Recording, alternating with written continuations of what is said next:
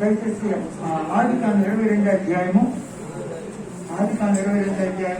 18వ వచనాన్ని ఒక మాట చదువుకుందాం. మనుషులు కేంద్రీకరించండి. ఆదికాండం 22వ అధ్యాయము 18వ వచనాన్ని మనం చదువుకుంటున్నాం. మరియు నీవు నా మాట వినినందున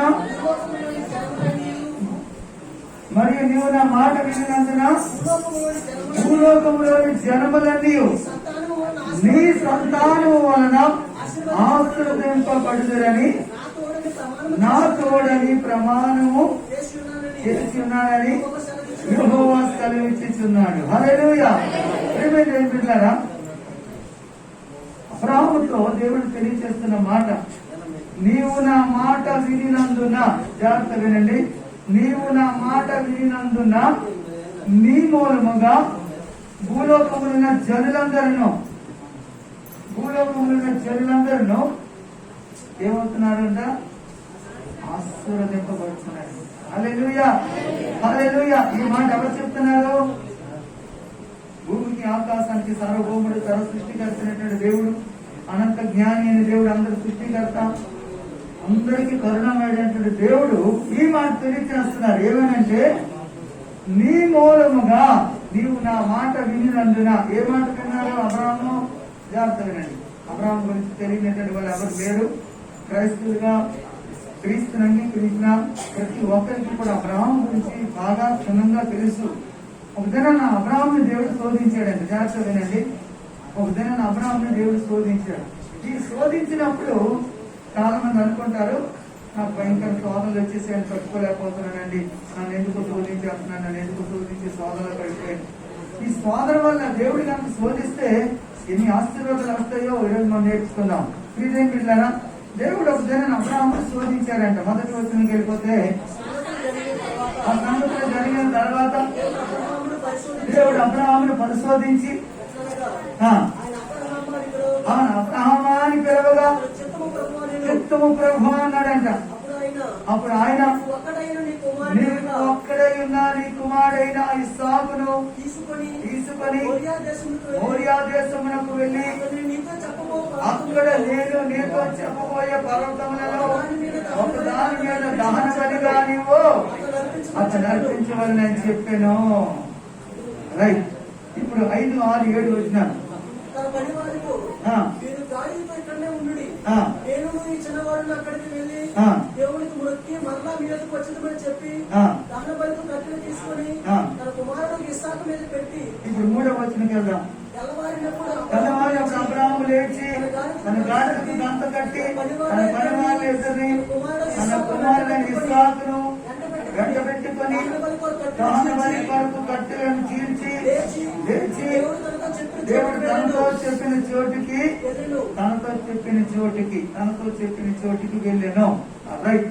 ప్రియమైన బిడ్డలారా, ఇక్కడ బ్రాహ్మతో దేవుడు చెప్పిన మాటను బట్టి, అయ్యా నువ్వు ప్రేమించుతున్నావే, ఒకే నీ ఒక్కగానొక కుమారుడు ఇస్సాకును తీసుకెళ్లి మోరియా దేశంలో నేను చూపించిపోయే పర్వతం మీద దహన బలిగా అర్పించు అని చెప్పగానే అబ్రహాము హృదయం ఎలా ఉంటుందో ఆలోచించండి. ఏమండి, ఆ కొడుకును కనడానికి ఎన్ని సంవత్సరాలు వెయిట్ చేశాడు, ఎన్ని సంవత్సరాలు కనిపెట్టాడు? ఎవరిని చెప్తారా? ఎన్ని సంవత్సరాలు? ప్రదర్శన చెప్పండి. ఎన్ని సంవత్సరాలు? 40. థ్యాంక్స్ అండి. చేస్తుందని చెప్పండి. ఎంత? అర్థం కాదు. చెప్పండి అమ్మ, గట్టిగా చెప్పండి. ఓకే.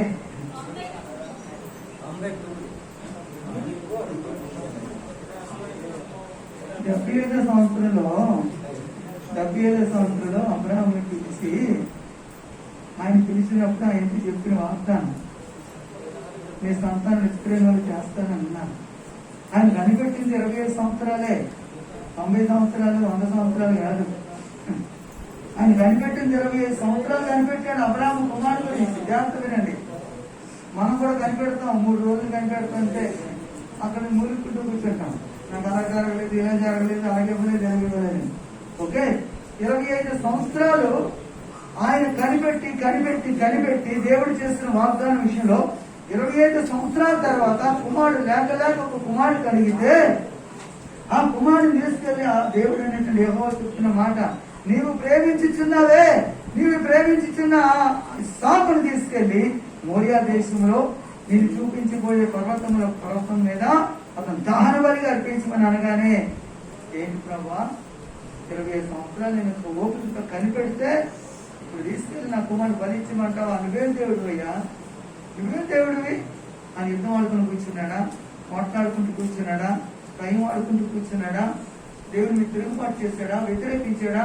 జాగ్రత్తగా ఆలోచించండి. 25 సంవత్సరాల తర్వాత లేక ఒక కుమారుని ఇస్తే అల్లారు ముద్దుగా మేము పెంచుకుంటున్నాం, అల్లారు ముద్దుగా చూసుకుంటున్నాం. నా దేవుడు ఎంత గొప్ప దేవుడు అని ఊరందరికీ సాక్షి చెప్పుకుంటున్నాను. ఈ దేశం అందరికీ కూడా నేను సాక్షిగా ఉన్నాను. ఇదేంటి ప్రభువా, ఇప్పుడు ఆ కుమారుని తీసుకెళ్లి బలిగా ఇచ్చిమంటున్నాం? ఇది ఏ న్యాయం ప్రభువా? చెప్పున ఆయన ఏమైనా సాక్ష్యంగా ఉంటుందా? ఇది ఏమైనా బాగుంటుందా? వినేవాళ్ళకి ఏమైనా బాగుంటుందా? తండ్రి చెప్పునైనా ఆయన ఏమైనా దుఃఖపడుతూ ఏడుస్తూ పేరవాడుకొని కూర్చున్నాడండి? లేదండి. ఆయన హృదయంలో రగిలిపోతున్న మంట, ఆయన హృదయంలో పోరాటం జరుగుతుంది. కానీ దేవుడు ఇమ్మన్నాడని మౌనంగా ఉండిపోయి కూర్చోలేదే. పోనీ నా కుమారుడి బదులుగా నేనైనా బలి అయిపోతాను, కానీ నా కుమారుడు ఇవ్వను ప్రభు అని నిజం ఆడుకొని కూర్చున్నాడా? అనకు కూడా లేదే. కానీ చిత్తం ప్రభు అన్నాడు. అదే కానీ మన జీవితంలో సంభవిస్తే మనం ఏమంటాం? ఎలా రియాక్ట్ అవుతాం చూడండి ఒకసారి. కనుక దేవుని బిడ్డలారా, ఒక్కసారి అబ్రహాము యొక్క జీవితంలో ఆయనకు ఎదుర్కొన్నటువంటి సమస్య మనం పరిశీలిస్తే ఆయన పరిస్థితి ఒక్కసారి అబ్రహాము గురించి ఆలోచన కలిగి ఉంటే కనుక ఆయన మనసు ఎలా ఉంటుందో ఆలోచించండి. అడిగిందేమో దేవుడు, ఇచ్చిందేమో ఆయనే. లేక పుట్టాడు కొడుకు. ఆ సుందర కొడుకుకి ఎంతో ముగిసిపోతున్నారు. ఉదయం లేస్తే తెల్లవారితే ఇంకంటే తెల్లవారితే ఇస్సాకు, పొద్దు అయితే ఇస్సాకు, సాయంత్రం అయితే ఇస్సాకు, కొడుకుంటే ఇస్సాకు. ఊరందరూ లేక అబ్రహాము కుమారుడు పుట్టాడని ఊరందరూ వచ్చి అల్లారుముద్దుగా అతను ఎత్తుకుంటే అసలు కాడు నింపట్లేదే. ఇంకా పగలు రాత్రి ఇస్సాకు చెప్పడమే సరిపోతుంది. ఇస్సాకుతోనే సరిపోతుంది కాలం అంతా. ఇంకా లేదని దేవుడు ఏం చేశారండి? వెంటనే అతను పరిశోధించాడు. ఏం చేశాడు? అబ్రహాముని పరిశోధించాడు. నాకంటే ఎక్కువగా ప్రేమిస్తాడా ఇస్సాకుని, లేకపోతే నన్నే ఎక్కువ ప్రేమిస్తాడా అని దేవుడు జస్ట్ టెస్ట్ చేశాడు. ప్రిజెంట్ బిడ్డరా, కొన్నిసార్లు టెస్టులు మనకు కూడా రావచ్చు. అలాంటి టెస్టులు మనం ఫెయిల్ అవుతామో పాస్ అవుతామో గుర్తు చేసుకొని ఈ వార్త ద్వారా మనం నేర్చుకుందాం. అయితే తీసుకెళ్లి అబ్రహాం ఏం చేశాడండి? తన కుమారుడు 2 పని వాళ్ళని తీసుకెళ్లి కట్టుపట్టుకున్నాడు. ఉదయాన్నే లేచిపోయి కర్రలు కూడా చీల్చారంట. ఆ చీల్చిన కట్టు పట్టుకొని అగ్నికి చేత పట్టుకొని బయలుదేరి వెళ్ళిపోతున్న గాడికి గంత కట్టి వెళ్ళిపోయి మోరియా దేశానికి. ఎన్ని రోజులు పట్టింది? 3 రోజులు కాలం పట్టింది. జాగ్రత్తగానండి, 3 రోజులు గాడికి గంత కట్టి కాళ్ళకి నడుస్తున్నారు. 3 రోజులు చేరుకున్నాడు. పని చెప్పి చూస్తాడు, పర్వతాలు కనపడుతున్నాయి. పని వాళ్ళతో చెప్పాడు, మీరు ఇక్కడ నిల్చోండి, నేను నా కొడుకు వెళ్ళి నేను నా కుమారుడు వెళ్ళి దేవునికి యెహోవాకు దహన బలి అర్పించి వస్తాం. హృదయంలో మంట మండుతుంది, హృదయంలో రగిలిపోతుంది. తీరని లోటు, తీరని వేదన, బాధ, కృంగుదల. కళ్ళల్లో చూస్తే కంటి నీరు వచ్చేస్తున్నా కానీ దాన్ని ఆపుకుంటున్నాడు. ఎందుకంటే పక్కలు చూస్తే అందరి సిగ్గులు ఉండాలేమో. ఒకవేళ ఎవరైనా నీ దేవుడికి బలి చేస్తామని చెప్పి తనకు సమాధానం చెప్పుకొని ఎవరు తగ్గటం లేదు. హృదయం అంతా భారంతో నింపబడి ఉంది. భార్య ఏమో ఏమంటుందో ఏం తెలియటం లేదు ఆయనకి. ఆమె మూల కూర్చొని ఏడుస్తుంది. ఏంటయ్యా, నా కొడుకుని 90 సంవత్సరాలు పుట్టాక ఈ కొడుకుని తీసుకెళ్లి బలి చేస్తానంటావా అని ఏమో ఆమెకేం సమాధానం చెప్పగలిగాడా? రాత్రిపూట తెల్లవారు నిద్రపోయాడో లేదో. పనులు భారం, హృదయాలు భారం, ఈ కృంగుదల. బయటికేమో నటన. ఎలా నటన? పనులేమో మా యజమాని ముఖం చూస్తే ఏంటి ఏడుపు కనబడుతుంది ఏంటి, కన్నీరు వచ్చేస్తుంది ఏంటి, ఆ చేతులారా ఎత్తుకుని ముట్టుకాడుతున్నట్టు కొడుకుని తీసుకెళ్లి ఒకరు బలి చేస్తున్నాడేమో ఆర్కులు లాంటి డౌట్లు వస్తున్నాయేమో. ఆ డౌట్ కూడా రానివ్వకుండా, ఆ కన్నీటి నీరు రానివ్వకుండా, ఆ కంటకు నీరు లోపల నుంచి హృదయం నుంచి పుట్టుకొస్తున్న వేదన, రోదన దాచుకుంటూ దిగమింగుకుంటూ హృదయం ధైర్యపరుచుకుంటూ ఆ హృదయం వ్యాధులు బయట చెప్పుకోలేక పని వాళ్ళు అడుగుతుంటారేమో బహుశా అక్కడ. కానీ వాళ్ళకి ఏం చెప్పాడో అర్థం కాలేదు. కానీ కొడుకు మాత్రం అడుగుతున్నాడు. కొంత దూరం వెళ్ళాక 7వ వచనం చూస్తే, నా తండ్రి అని పిలవగా అందుకు అతడు, ఏమి నా కుమారుడా, ఏమి నా కుమారుడా, హృదయంలోని భారం. కాసేపటి కల్లా ఎంత ముద్దుగా పెంచి నా కొడుకు నా చేతితో నేనే నరికిస్తుంటాను. అయ్యో నాకెందుకు ఇలాంటి ఘోరమైన శిక్ష, నాకెందుకు ఇలాంటి శిక్ష నాకు ఎందుకు వచ్చింది? నేను పుట్టడో పోయిటో బాగుందేనే కొన్నిసార్లు హృదయంలో అదే నాడు యోగు చెప్పుకుంటాడు. యోగు హృదయంలో నడుచుకుంటూ బాధపడుతూ హృదయంలో నా తల్లి నిత్యం గర్భం మూస్తుంటే బాగుందే అని చెప్పుకుని బాధపడుతున్నట్టుంది. అలాంటి యోగులాగా ఒకవేళ ఏమైనా మాట్లాడుతున్నాడేమో కానీ ఏమైనా కుమారుడు అని అడుగుతున్న సందర్భాన్ని కొడుకు అడుగుతున్నాడు, నాన్న డాడీ చేతిలో నిప్పు కనపడుతుంది, నీళ్లు కనపడుతున్నాయి, ఖర్చు కనపడుతున్నాయి, కానీ దహనబలికి ఏది ఎక్కడుంది? దహనబలి కోసం కాసేపు కన్నా అయ్యా నేనే నాకు చెప్తాను అని చెప్పలేకపోయిన పరిస్థితి, హృదయంలో ఉన్న ఆ బాధ. కానీ ఏమంటున్నారు తెలుసా, నిప్పులు కట్టెలను ఉన్నవి కానీ దహనబలికి నా కుమారుడా దేవుడే చూసుకున్నాడు. హల్లెలూయా.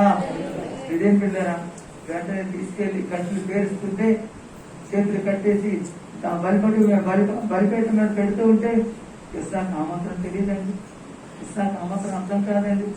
అయ్యో నేనే బలిపశువునా అని హృదయం అంత నిండిపోయి ఉంటుంది లోకంతో. తన హృదయంలో ఎలాంటి బాధ ఉంటుంది. అలాంటి టైంలో ఎవరైనా చూస్తే ఆయన పరిస్థితి, ఇది పిచ్చోడా, ఏమైనా పిచ్చి పట్టిందా, ఇంకేమైనా పొరపాడైపోయిందా అని సమాజం అంతా ఎంత అనుకుంటారు. అవన్నీ ఆలోచన కలిగి ఉన్నప్పటికీ కూడా ఒకే ఒకటండి, నా దేవుడికి కావాలన్నాడు, ఆయన మాటని నెరవేరుస్తాడు, ఆయన చిత్తమని నెరవేర్చాలి. ఇది అతను పెట్టుకున్నాం ఒకలాంటి దృఢమైనటువంటి ఒక ఉద్దేశం. అందుకే ఇప్పుడు 18వ వచనం ఏమంటున్నారు చూడండి, ఆయన తీసుకెళ్లి బలిపశువుగా కట్టి పెట్టేసి బలి ఇవ్వడానికి కట్టెత్తినప్పుడు అబ్రహామా అని మాట స్వరం వినబడగానే అది ఇప్పుడు చదవండి 18వ వచనం, మరియు నీవు నా మాట వినినందున భూలోకములోని జనములన్నీ నీ సంతానము వలన ఆశీర్వదింపబడుదురు, నా తోడని దేవుడని యెహోవా ప్రమాణం చేశాను. హల్లెలూయా. ఒకే ఒక మాట విధేయత చూపించినందుకు గాను ఆయన మూలముగా, ఆ విధేయత మూలంగా నువ్వు వినినందున అన్న మాటను మనం గుర్తు చేసుకున్నాం. దేవుని మాట వినినందున మోసపోలేదు కానీ ఆయన తన మూలముగా విన్న మాట వలన విధేయత చూపించినందు వలన ఆయన మూలముగా భూలోకమున సమస్త జనం, ఈ సమస్త జనకోటి ఆశ్చర్యపడుతున్నారు. హల్లెలూయా, హల్లెలూయా. ఈరోజు దేవుడని యెహోవా అబ్రహాము చేసిన విధేయతను బట్టి ఇప్పుడు మన ఆశీర్వాదానికి కృతజ్ఞతగా దేవుడు, ఆశీర్వాదానికి వారసులుగా దేవుడు మనం చేశాడు. అందుకే మీరు ఆశీర్వాదానికి వారసులు అవ్వటం దేవుడు మిమ్మల్ని పిలిచాను అని 1 పేతురు 3:9లోకి వెళ్ళిపోతే అక్కడ మనకు కనపడుతూ ఉంటుంది. సరే, తర్వాత చూద్దాం. త్వరగా కొన్ని విషయాలు మనం పరిశీలన చేద్దాం. ఇదేం పెట్టారా, ఆశీర్వాదం దేవునికి వాగ్దానాలు కూడా మనం తెలుసుకుందాం. దేవుడు చూడండి, విధేయత కలిగినటువంటి వారికి వచ్చే ఆశీర్వాదాలు, అవిధేయత ఉన్నటువంటి వారికి వచ్చే కీడేంటో కొన్ని విషయాలు మనం పరిశీలన చేసుకుందాం. త్వరగా రండి. ఆశీర్వాదానికి వారసులు అవ్వటం దేవుడు మిమ్మల్ని పిలిచాను కనుక కీడుకు ప్రతి కీడైనను దూషణకు ప్రతి దోషణైనను చేయక. ఆమేన్, హల్లెలూయా.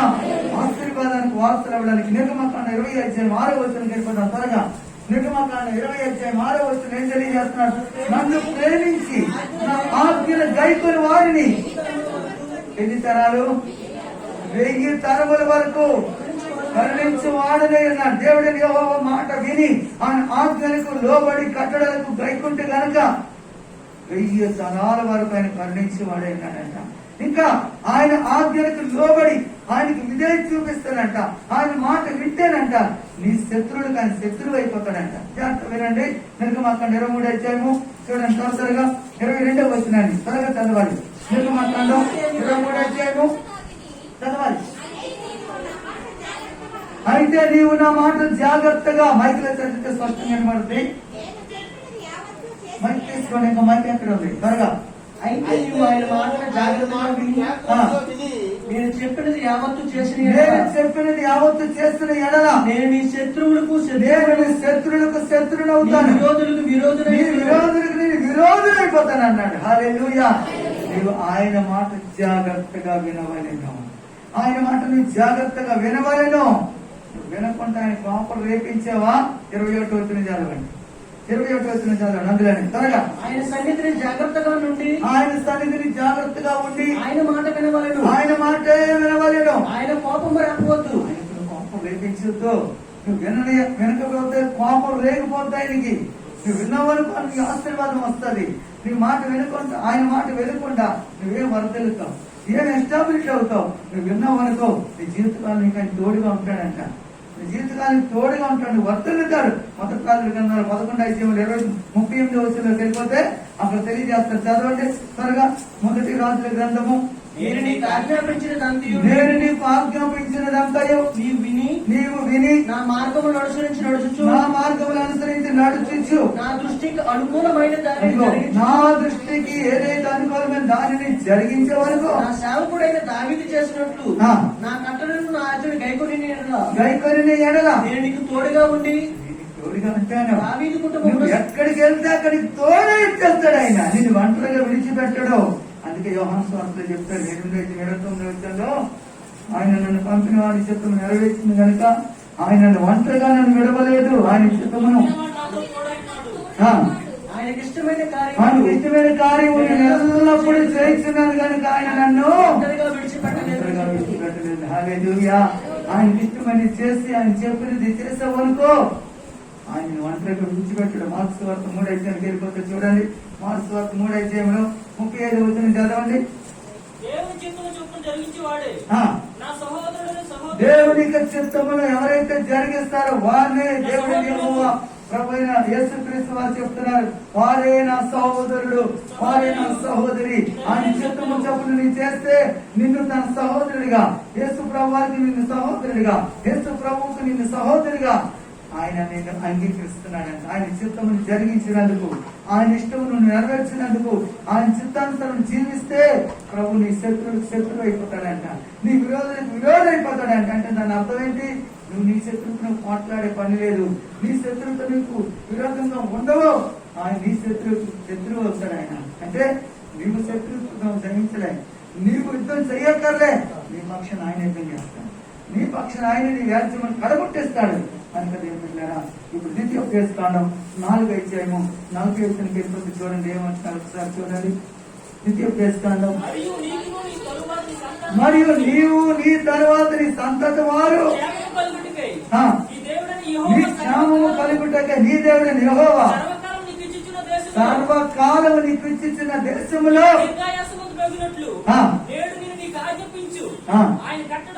నీకు దీర్ఘాయుష్యం కలిగినట్లుగా ఆమె నీకు ఇంకా ఏం కలగాలి?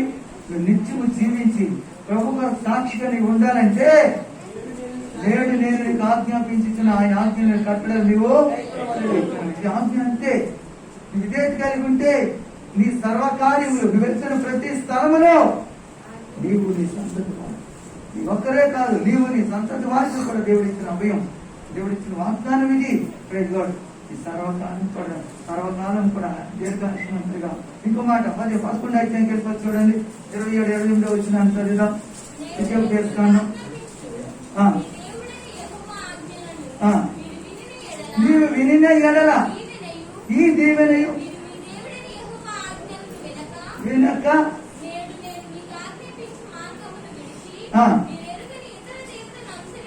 అనుసరించిన ఎడల చూసారా ఏం కలుగుతుంది? వినకపోతే శాపం వస్తుంది, వింటే దీవెన. Praise God. నీ బ్రతుకు దినములను దీవించబడతావు, నువ్వు వర్ధిల్లుతుంటావు, నువ్వు ఆస్వాదించబడతావు. నీ పిండి పిసుకుతుంటే నీ గంప దీవించబడను అన్నాడు. నువ్వు వెలుపలికి వచ్చినప్పుడు, లోపలికి వచ్చినప్పుడు దీవించబడతావు అన్నాడు. మీరు ద్వితీయోపదేశకాండ 28 వెళ్ళిపోతే మొదటి నుండి 15 వచనాల వరకు దీవెనలన్నీ చూపిస్తాడు. 15 వచనం నుంచి మిగతా 63 వచనాల వరకు వెళ్తే శాపం గురించే చెప్పబడి ఉంటుంది. చూసారా, నీ దేవుడి యెహోవా గురించి విన్న మాటలకి ఎన్ని దీవెనలో. నువ్వు పట్టణంలో దీవించబడతావు, పొలంలో దీవించబడతావు, వెలుపులకు వస్తే లోపలికి వస్తే దీవించబడతావు. నీ కొట్లు, నీ ధాన్యం, నువ్వు పైనుండి ఇచ్చేవాడుగా చేస్తాడు, కలగా చేస్తాడు. అన్ని దీవెనలే, అన్ని ఆశీర్వాదాలే. దేవుడని యెహోవా శ్రద్ధగా విని ఆయనకి న్యాయమని చేసి ఆయన కట్టడాలని విధులు అనుసరించి నడుచుకునే ఎడలా అని అంటాడు. సమస్త జనుల కంటే ఎక్కువగా హెచ్చించును విని ఎడలా ఈ దీవెనలన్నీ నీ మీదకి వస్తాయన్నాడు. కాబట్టి ప్రియమైన బిడ్డారా, అందుచేత కర్తలుగానే మాటలు చదువుకుందాం. సమ్మతించి ఆయన మాట వింటానంట. యెషయా 1:19-20 చెప్తాడు. సమ్మతించి ఆయన మాట వినినట్లయితేనంట భూమి మీదనంట మీరు సమ్మతించి నా మాట వినినయ్యాడనా భూమి యొక్క మంచి పదార్థములని అనుభవిస్తావు. భూమి యొక్క మంచి పదార్థములన్నీ నీవే, శ్రేష్టమని నీవే. ఉడిపోయిన గంటలు ఇవ్వడం, పాడైపోయిన నీకు ఇవ్వడం శ్రేష్టమైనది. ఓకే, శ్రేష్టమైనవన్నీ నీకే. ఏం చేస్తే ఇవన్నీ వస్తాయి తెలుసా? విధేయత. వింటే నీకు అవిధేయత చూపించాలనుకో, తన ఆపోజిట్ శాపములన్నీ నీకే. విన్నావనుకో ఆశీర్వాదాలన్నీ నీవే, దీవెనలన్నీ నీవే. ఏమడుగుతున్నాడండి? దేవుని యెహోవా మాట వినమనే కదండి అడుగుతున్నాడు. నేను వినను అని నీవు అంటావా? నువ్వు వినను అని అంటే కదా, సాయంత్రం చెప్తాను నేను వినను అని అంటే అంట. 800 కూడా చెప్తాను నేను వినను. వారి నుండి వినకపోవడం నీకున్న వాడిక. ఆడుకుంటప్పుడు, జాముకుంటప్పుడు దేవుడు చెప్తుంటాడు, కానీ మనతో మాట్లాడుతుంటాడు. కానీ వినం ఇదే చూపించాం. ఇదే చూపించమనుకో ఈ ఆశీర్వాదాలన్నీ మనకే. అవిదే చూపించమనుకునండి, మీరు కొన్ని శాపములని మనకే వస్తాయండి. ఆశీర్వాదాన్ని వారసులను దేవుడు పిలిచారా, లేకపోతే శాపాన్ని వారసులను దేవుడు పిలిచారా? పేతురాజు 3:9 మనం చూస్తాం. ఆశీర్వాదానికి వారసులు అవడం దేవుడు పిలిచాడంట. కానీ మనం శాపానికి వారసులు అవుతున్నామా, ఆశీర్వాదానికి వారసులు అవుతున్నామా? దేవుడిని యెహోవా మాట అబ్రాహాము విన్నాడు. ఎలాంటి టైంలో విన్నాడు? ఏ టైంలో విన్నాడు? ఎలాంటి టైంలో విన్నాడు? అన్ని అనుకూలంగా ఉన్నప్పుడు, అన్ని బాగున్నప్పుడు, మన ప్రతికూల పరిస్థితుల్లో విజయం చూపించాడు. జాగ్రత్త వినండి. ఆయన హృదయం అంతా ప్రజలైపోయి పరిస్థితుల్లో విజయం చూపించాడు. ఆయన కుటుంబంలో దుఃఖ సాగరంతో నింపబడుతున్నటువంటి ఆ యొక్క పరిణామాలు జ్ఞాపకం చేసుకున్న సమయంలో, ఆ దుష్పరిణామాలన్నీ ఎదురుగా కనపడుతున్న ఆ తరుణంలో ఆ భయంకరమైన వ్యాధనకరమైన దినమది. అలాంటి దినం ఇంకొకటి రాకూడదు అనేటువంటి అలాంటి పరిస్థితుల్లో ఆయన విజేత కలిగింది. ఈరోజు అన్ని బాగుంది దేవుని మాట చెప్తే అవిధేయత చూపిస్తున్నాం. మనం అవిధేయత వల్ల ఆశీర్వాదం కోల్పోతాం అన్న సంగతి గుర్తు చేసుకోండి. ఈ ఉదయకాల సమయంలో నీ అవిధేయత వల్లే నీకు రావాల్సిన మేలులు ఆగిపోతున్నాయి. నీ అవిధేయత వల్ల నీ కుటుంబం వర్ధలట్లేదు. ఇది అంట 31 2 దినవృత్తాంతాల గ్రంథంలో చెప్పబడుతుంది. 20-21 వచనంలో చదవండి. 2 దినవృత్తాంతాల గ్రంథం. ఇంకో మాట చూపించి ముగిస్తాను త్వరగా, అయిపోయింది, టైం అయిపోయింది. 20 వచనం. తన దేవుడని యెహోవా దృష్టికి అనుకూలముగాను, యథార్థముగాను, నమ్మకముగాను పని చేయించి వచ్చాను. చూసారా? ఏంటండి? యథార్థంగా, నమ్మకముగా. చూసారా? మరి చదవండి మాట. యూదా దేశం అంతటను జాబుని జరిగించాడు. అనుకూలంగా, యథార్థంగా, నమ్మకముగా. తనకు అనుకూలంగా కాదుమా. ఈరోజు మనకు అనుకూలంగా చేసుకుంటాం, మనకు ఇష్టమైన చేసుకుంటాం. అందుకే నువ్వు వర్ధలు లేకపోతున్నావు, అందుకే నువ్వు ఫెయిల్ అయిపోతున్నావు, అందుకే నువ్వు వర్ధలు లేకపోతున్నావు. నీ పక్కడు వర్ధలుతున్నావు, నువ్వు అలాగే ఉన్నావు. నువ్వు ఇరుగోలు పొరుగోలు వర్ధిల్లుతూ నువ్వు అలాగే ఉంటున్నావు. వర్ధం లేకపోవడం కారణం ఏంటంటే అనుకూలంగా నువ్వు చెయ్యు, నీకు అనుకూలంగా నువ్వు చేసుకుంటావు అంతే. అందుకే ఫెయిల్ అవుతుంటాం, ఎక్కడికి వెళ్ళి అక్కడే ఫెయిల్ అవుతుంటాం. నువ్వు ఇదే చూపించి ఈ రోజు మాట నేర్చుకో, ఇదే చూపించి ఈ రోజు నువ్వు ప్రాక్టీస్ చేయండి, ఈ రోజు స్టార్ట్ చేయండి, ఈ రోజు నుంచి అమలు చేయండి, ఈ రోజు నుంచి మీరు దాన్ని గైకోవడానికి మీరు దాన్ని దేవునికి లోబడండి, దేవునికి మీ హృదయాన్ని ఇవ్వండి, ఈ రోజు నుంచి నేర్చుకోండి, ఈ క్షణం నుంచి తీర్మానం కలిగి ఉండండి. రేపటి నుంచి మీరు చూస్తారు దాని రిజల్ట్ ఏంటో, రేపటి నుంచే నువ్వు చూస్తాం, రేపటి నుంచి నువ్వు చూస్తాం హృదయపూర్వకముగా. అందుకే అంటున్నాడు ఇక్కడ చూడండి ఏమంటున్నారంట, తన దేవుడైన యెహోవా చెప్పిన ప్రతి దానిని అంట ఆయన యోధా దేశమందంతటా దేవునికి అనుకూలముగాను యథార్థముగాను నమ్మకముగాను పనిచేసి వచ్చాను. తన దేవుని ఆశ్రయించడకై దేవుని మందిర విషయములనైతేమి, ధర్మశాస్త్ర విషయములైతేమి, ధర్మం అంతటి విషయములైతేమి తాను ఆరంభించిన ప్రతి పనిని ఎలాగా అర్థ హృదయంతో కర్మషమైన హృదయంతోన హృదయపూర్వకముగా జరిగించు వర్ధిల్లాడు. హల్లెలూయా. నీ సహోదరుడా నీ వర్ధిల్లాలి అంటే నీ హృదయపూర్వకముగా నమ్మకముగా దేవునికి అనుకూలంగా, నీకు అనుకూలంగా కాదు. నీ కష్టంగా ఉంటుంది, అది అనుసరించిన కష్టమే. అబ్రాహాముకు సుఖంగా సంతోషంగా ఆనందంగా సరదాగా ఉంది ఏంటంటే మాట, నువ్వు ప్రేమించుతున్నాను కుమారుడు ఇస్సాకును తీసుకెళ్లి బలిచ్చి అన్నాడే, మాట సరదామైన మాట, అనుకూలంగా అనిపిస్తుందా మాట, సంతోషాన్ని అనిపిస్తుందా, ఆనందాన్ని ఇస్తుందా, అనుకూలంగా ఉంటుందా మాట? నీకు అనుకూలంగా ఉండకపోయింది, అది దేవునికి అనుకూలం అనేది భావించు. నీకు అది ప్రతికూలంగా ఉన్నా దేవునికి అది ఇష్టమని భావించు. నువ్వు పరిస్థితులన్నీ ప్రతికూలంగా నువ్వు వెంబడిస్తున్నా ఆ పరిస్థితులు దేవునికి అనుమతించాలి, దేవునికి ఇష్టమైందే అని ఇష్టపడు. ఆయనకి నలుగొట్టడం ఆయనకి ఏమైందంట, ఇష్టమైంది, ఇష్టమైంది. యెషయా గ్రంథం 53:5 7వ వచనం మనం చదివి 12వ వచనం వరకు కనపడుతుంది. ఆయనకు నలగొట్టడానికి అది ఇష్టమైందంట. కాదండి ప్రియమైన బిడ్డలారా, ఇప్పుడు యోహాను సువార్త 14:23 ముగించుకున్నాం. త్వరగా ఆ మాట చదవండి. యోహాను సువార్త 14:23 ఒక్కడు కనుక నన్ను ప్రేమించితే వాడు దేవుని మాట ఖచ్చితంగా గైకొంటాడు. నువ్వు కనుక ప్రేమించితే ఆయన మాట ఖచ్చితంగా నువ్వు గైకొంటావు. అది కష్టమైనా నష్టమైనా. అబ్రహాము దేవుని ప్రేమించాడు కనుక అది కష్టమైంది, అయినా సరే అతను గైకొన్నాడు అంతే. అప్పుడు నా తండ్రి వారిని ప్రేమించును, మేము వారి యొద్దకు వచ్చి వారి యొక్క నివాసం చేస్తాము. హల్లెలూయా. దేవుడు యెహోవా తెలియజేసే మాట, ప్రభువు యేసుక్రీస్తు వారు చెప్పే మాట కొత్త నిబంధన కాలంలో కూడా యేసు ప్రభువు చెప్తున్న మాట, ఒకడు నన్ను ప్రేమించితే అతడు నా ఆజ్ఞను గైకొంటాడు, అప్పుడు నా తండ్రి అతను ప్రేమిస్తాడు, అప్పుడు నేను నా తండ్రి వాని యొద్ద నివాసము. ఈ సహోదరుల ఈ కొద్ది కాల సమయంలో దేవుడు నీకు తోడుగా ఉండాలని, నీలో ఉండాలని ఇష్టపడుతున్నాడు. నువ్వు అవిధే చూపిస్తే నీలో ఉండడు, నువ్వు ఇదే చూపిస్తే నీలో ఉంటాడు, నువ్వు తిరుగుబాటు చేస్తే నీలో ఉండడు, నేను విడిచి వెళ్ళిపోతాడు. సౌలుని విడిచి వెళ్ళిపోయాడా లేకపోతే సౌలుతోనే ఉన్నాడా? సంసోను విడిచి వెళ్ళిపోయాడా లేక సంసోన్తోనే ఉన్నాడా? చెప్పండి. సంసోని ఎడబాయిన నేను తెలియలేదంట. న్యాయాధిపతుల 14:20 కనపడుతుందండి. అతని ఎడబాసన అతను తెలియలేదంట.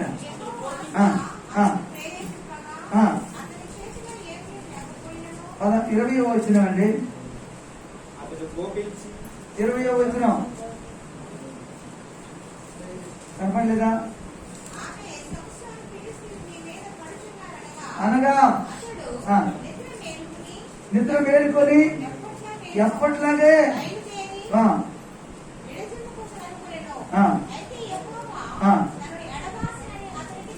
తెలియలేదంట. ఎడబాసేసాడు. సంసోను నాజీరు చేయబడి, నాజీరు అతనికి పడకూడదు, నాజీరు చేయబడకూడదు. Praise God. ఆయన గడ్డాన్ని వేస్తే గొడవకూడదు. దేవునికి నాజీరు చేయబడ్డాడు. ఆయన నాజీరు చేయబడిన వ్యక్తిని దేవుడు విడిచిపెట్టేశాడంటే ఒక్కసారి అర్థం చేసుకోండి. నాజీరు చేయబడిన వ్యక్తిని దేవుడికి, నాజీరు అంటే ప్రతిష్ఠిత, నాజీరు అంటే మొక్కుబడి, నాజీరు అంటే దేవుని వస్తున్న దేవునికి తప్ప ఇంక దేనికి పనికిరైనటువంటి అని అర్థము. ఆ ఆ నాజీరు చేయబడిన వ్యక్తిని తీసుకెళ్లి దేవుడు ఎడబాసాడంటే అర్థం చేసుకోండి. నీవనగా నేననగా ఏమాత్రం, నీవనగా నేననగా ఏమాత్రం. యెహోవా అతని ఎడబాసాను. ఇశ్రాయేలు మొదటి రాజు సౌలు కూడా దేవుడు విడిచిపెట్టాడు. నీ రాజ్యం తీసుకెళ్ళి మనకు అనుకూలమైన వ్యక్తిని దేవుడు కనుగొన్నాడని అన్నాడు. హల్లెలూయా. ఈ కొద్దికాల సమయంలో మనం నేర్చుకుంటున్న విషయం ఏంటి తెలుసండి? విధేయత. నీకు అనుకూలమైన సమయంలో విధేయత చూపించడం చాలా ఈజీయే. నీకు అనుకూలం ఉన్నప్పుడు, నీకు అన్ని బాగున్నప్పుడు విధేయత చూపించడం చాలా ఈజీయే. కానీ ప్రతికూలంగా ఉన్నప్పుడు, నీకు వ్యతిరేకం ఉన్నప్పుడు, నీకు కష్టం అనిపించినప్పుడు, నీకు అది బాధ అనిపించినప్పుడు, అప్పుడు విధేయత కలిగి ఉండడమే. అప్పుడు నువ్వు వర్తిల్లుతావు. కళ్ళు మూసుకోవడం. దేవుడు తన వాక్యాన్ని ఆశీర్వదించుగాక. ప్రార్థన చేసుకుందాం. Thank you Jesus. హల్లెలూయా.